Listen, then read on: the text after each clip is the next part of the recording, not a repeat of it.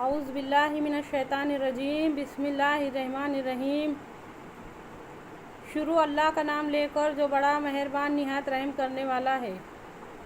تمام تعریفیں اس اللہ عز و جل کے لیے لائق و زیبا ہے جو سارے جہاں کا بنانے والا اور اس کو پالنے والا ہے، اور درود و سلام ہو اس کے آخری نبی حضرت محمد مصطفیٰ صلی اللہ علیہ وسلم پر۔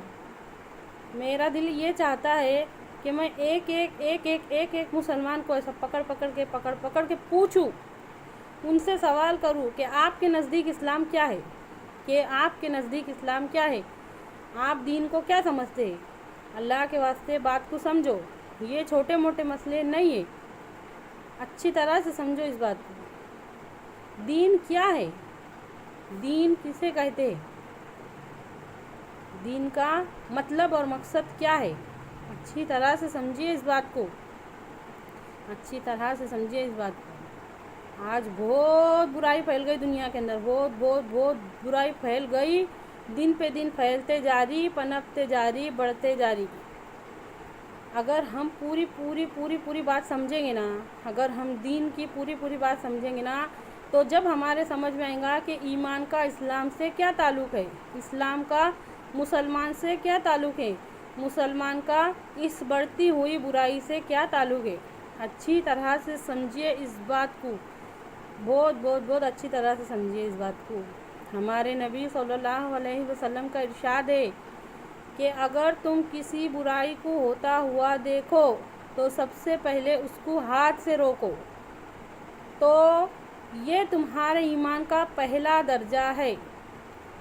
اگر تم کسی برائی کو ہوتا ہوا دیکھو اور زبان سے روکو تو سمجھو کہ یہ تمہارے ایمان کا دوسرا درجہ ہے، اور اگر تم کسی برائی کو ہوتا ہوا دیکھو اور اس کو دل میں برا محسوس کرو تو یوں سمجھو کہ یہ تمہارے ایمان کا تیسرا اور آخری درجہ ہے۔ اچھی طرح سے سمجھیے اس بات کو۔ آج برائی کو برائی بھی نہیں سمجھا جا رہا۔ اللہ رحم کرے۔ اگر دل میں برا محسوس کریں گے تو زبان سے روکیں گے، اگر دل میں برا محسوس کریں گے تو ہاتھ سے روکیں گے، اگر دل میں ہی برا محسوس نہیں کریں گے تو کیوں روکیں گے ہاتھ سے، تو کیوں روکیں گے زبان سے؟ اچھی طرح سے سمجھیے اس مسئلے کو۔ آج ہمارے ساتھ یہ ہو رہا، ہمارے آس پاس کیا ہو رہا، کیا ہو رہا، اچھی طرح سے سمجھو اس بات کو۔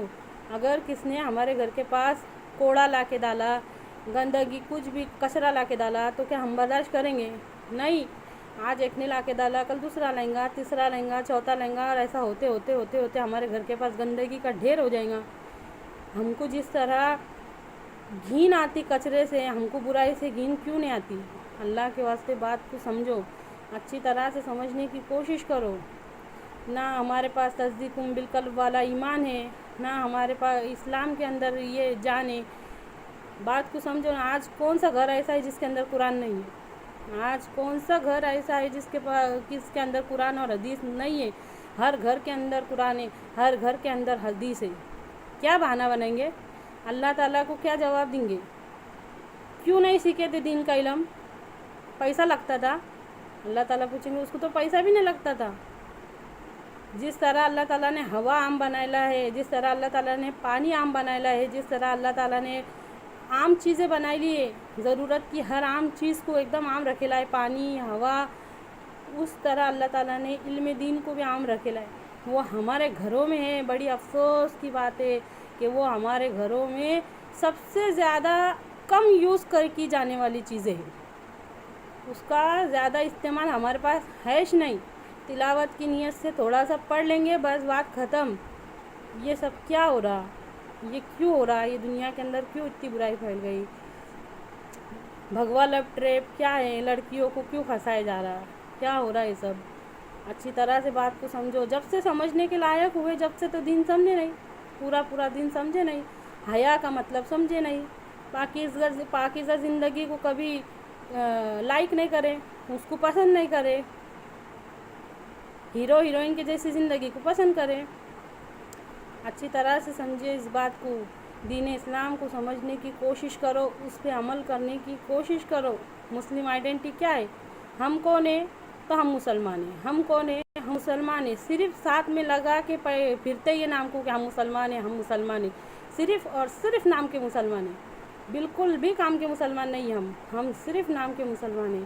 اللہ کے واسطے بات کو سمجھو، آج سے ابھی سے دلوں میں شوق جگاؤ، آج سے اپنے خالق اور مالک کی پہچان کرو، خالق اور مالک کی پہچان کرو، پیدا کرنے والے کی پہچان کرو، ہر چیز کے بنانے والے کی پہچان کرو، اس کے حکموں پہ چلنے کے واسطے اپنا تن من دھن قربان کرو۔ اے اللہ، کہنے سننے سے زیادہ غور و فکر کر کے اس پہ عمل کرنے کی توفیق دے اللہ تعالیٰ، اور امت مسلمہ کی آنکھوں کو کھول دے۔